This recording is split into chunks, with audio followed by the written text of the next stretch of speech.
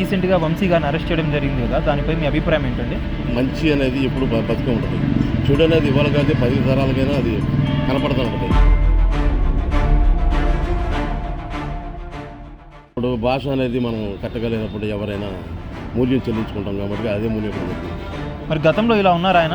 గతంలో లేరమ్మా, ఎట్లయినా వైసీపీ పార్టీలోకి వచ్చినారు.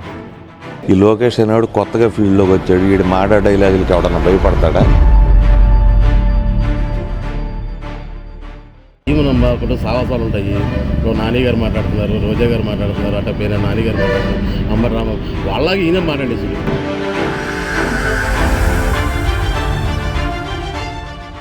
ఆయన నందమూరి వంశానికి వెళ్తేనే తప్పు. అసలు ప్రాణభిక్ష పెట్టింది ఎన్టీఆర్. పార్టీ మీద గెలిచాడు, వైసీపీ మీద గెలవలేదు కదా మనం. రాజు మంచాడు అయితే నువ్వు చేసిన తప్పులేదు, రాజే అరాజకం.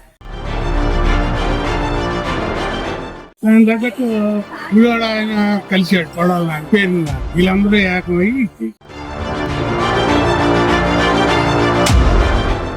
చేసిన తప్పులకు పడుతున్న శిక్ష. కక్షసారింపు అనేది ఇంకా ఎక్కడా లేదు, కనబడలేదు. అది రాజకీయ పరంగా మాట్లాడుకుంటే కక్షసారింపు అంటారు, వాళ్ళగా మనం మాట్లాడుకుంటే చేసిన దాని.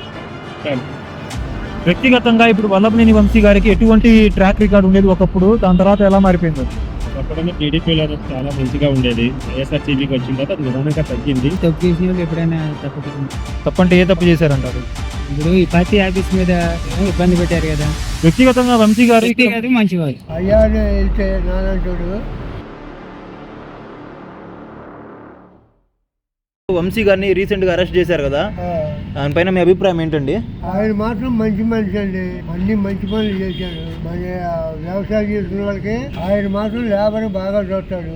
అయ్యానే వెళ్తే నానంటుడు, ఆయన డబ్బులు సహాయం కూడా ఏదో ఉండేవాడు. ఆయన మాత్రం మంచి మనిషి. మరి ఆయన పైన పెట్టిన కేసుపై మీ అభిప్రాయం ఏంటండి? మరి కేసు పెట్టి ఇప్పుడు జైల్లో వేశారు కదా, ఆ కేసు సంగతి మాకైతే మేము పని తెల్లారైతే టాపీ పని చేసుకుంటాం బాబు. ఆ విషయాలు మాత్రం మాకైతే తెలియదు. ఆయన మాత్రం బంగారు. మరి దీంట్లో నుంచి బయటకు వస్తారని చెప్పి అనుకుంటున్నారా? ఎందుకు రాకుండా ఉంటారు? రీసెంట్ గా వంశీ గారిని అరెస్ట్ చేయడం జరిగింది కదా, దానిపై మీ అభిప్రాయం ఏంటండి? మంచి అనేది ఎప్పుడు బతికే ఉంటుంది. చెడు అనేది ఇవాళ కాదు 10 తరాలకైనా అది కనపడుతూ ఉంటుంది. అది మంచి చెడు అనేది దేవుడికే వదిలేయాలి మనం. అంటే మంచి చెడు అని చెప్పి అంటున్నారు, అంటే మీ విషయంలో ఆయన పట్ల మీకు ఎటువంటి కోణం ఉంది మీకైతే? వ్యక్తిగతంగా మంచివాడమ్మా, చాలా మంచివాడు. పేదల విషయంలో మాత్రం జాగ్రత్తగా అందరూ కూడా బాగానే చూస్తాడు. ఎవరికి ఏ ఇబ్బందో తీర్చి పెడతాడు, దాంట్లో ఇబ్బంది లేదు. లేదంటే ఆకలి వేస్తే అన్నం కూడా పెడతాడు, దాంట్లో ఇబ్బంది లేదు. మరి అటువంటి వ్యక్తి ఓడిపోవడానికి గల కారణం ఏంటంటారు? చెప్పే కదమ్మా, ఇప్పుడు భాష అనేది మనం కట్టగలిగినప్పుడు ఎవరైనా మూల్యం చెల్లించుకుంటాం కాబట్టి అదే మూల్యం ఇక్కడ జరిగింది. మరి గతంలో ఇలా ఉన్నారు ఆయన? గతంలో లేరమ్మా, ఎట్లయినా వైసీపీ పార్టీలోకి వచ్చిన తర్వాత కొంచెం ఆయన మార్పు వచ్చింది. అంతకుముందు టీడీపీ పార్టీలో ఉండగా ఆయన నెంబర్ 1గా ఉన్నారు. 10 ఏళ్ల పాటు ఆయన ఇక్కడ దేవుళ్ళకి కొలిచారు, అందరూ కూడా దేవుళ్ళకి కొలిచారు, చూశారు. అలాగే ఆయన కూడా జనాన్ని అలాగే చూశారు. ఇప్పటికి కూడా అదే బ్రాండ్ ఉందా మరి ఆయనకి? బ్రాండ్ అంటే ఏదైనా జరిగిన సంఘటనలను బట్టి అంత బ్రాండ్ ఉండదు కదా, తగ్గుద్ది కదా. ఆ కేసు నిజమైందని అంటారు మరి, పెట్టిన కేసు? అది నిజమో కాదన్నది నిర్ధారించడానికి నాకైతే తెలియదు. దానికి మీరు ఇక్కడ వాళ్ళు కదా, మీరు చూసిన వాళ్ళు అంటే మేము అనేది తెల్లారులేస్తే వెళ్ళి పని చేసుకుని రావడమే కానీ మనకి ఎక్కడ ఏం జరుగుతుంది మనకు తెలియదు కదా. అది పాపం ముందు దేవుడికే తెలియాలి. అది చేశారా చేయలేదా, అయిందా అవ్వలేదనేది నాకైతే తెలియదు. అయితే ఆఫీసు తగలబెట్టారన్నది మాత్రం సెంటర్లో అది ఆ రోజున న్యూస్ ఇక్కడ మేము చూసాం. అంటే ఆఫీస్ అయితే చూడాలి, సెంటర్కి వచ్చారు జనం అంతా, ఇక్కడ చూసాం గాంధీ సెంటర్లో. ఆయన గురించి కూడా తప్పుగా మాట్లాడుకోవడానికి కానీ లేదా ఇంకో దానికి కానీ చులకనగా చూడడానికి కూడా కారణం అదే కదా. అలా మాట్లాడబట్టే కదా ఆయన వాళ్ళ అలా మాట్లాడకపోతే ఆయన అందరూ బంగారాలు చూస్తారు కదా దేవుళ్ళగా. సో మాట చెడింది, దానివల్లే ఆయన అయితే ప్రజలకు దూరం అయ్యారని చెప్పి అంటారు. అవును, మాట తేడా వల్లే మనిషికి దూరం అయ్యారు. మాట అసలు అంత తొందరగా చేంజ్ అవ్వడానికి గల కారణం ఏంటంటారు? ఏమనమ్మా ఒకటి సాహసాలు ఉంటాయి. ఇప్పుడు నాని గారు మాట్లాడుతున్నారు, రోజా గారు మాట్లాడుతున్నారు, అట్ట పేరు నాని గారు మాట్లాడుతున్నారు, అంబర్రామ వాళ్ళకి ఈయన మాట్లాడేసి తెలుసుకోలేదు కాబట్టి ఇవాళ అనుభవించాల్సి వచ్చిన పరిస్థితి వచ్చింది. తెలుసుంటే పని చేయదు కదా, తెలియదు కాబట్టి ఇవాళ ఆ మూల్యం చెల్లిస్తున్నారు ఇక్కడ. సో రీసెంట్గా వంశీ గారిని అరెస్ట్ చేశారు కదా, దానిపై మీ అభిప్రాయం ఏంటండి? ఆయన అరెస్ట్ చేయడం సబబే, ఎందుకంటే ఆయన చేసిన అక్రమాలు. ఆయన నందమూరి వంశానికి వెళ్తేనే తప్పు.